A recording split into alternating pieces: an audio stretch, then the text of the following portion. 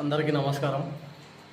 వరంగల్, ఖమ్మం, నల్గొండ పట్టభద్రులందరికీ నా హృదయపూర్వక నమస్కారాలు.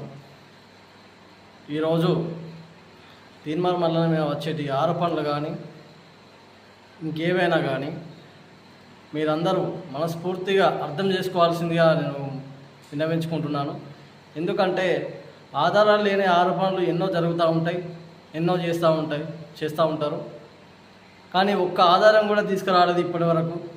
మల్లన్న సవాల్ చేసినట్టుగా 27వ తారీఖు లోపు ఎవరైనా ఆధారాలు తీసుకొస్తే నేను ఎన్నికల నుంచి తప్పుకుంటా అని ఏదైతే సవాల్ చేసిండో కేటీఆర్ కానీ మిగతా ప్రత్యర్థులు కానీ ఎవరు కూడా దాన్ని స్వీకరించి ఒక్క ఆధారం కూడా తీసుకురాలేదు ఇప్పటి వరకు. కానీ ఆధారాలు లేకుండా ఇష్టం వచ్చినట్టుగా బ్లాక్మెయిలర్ కానీ ఇతర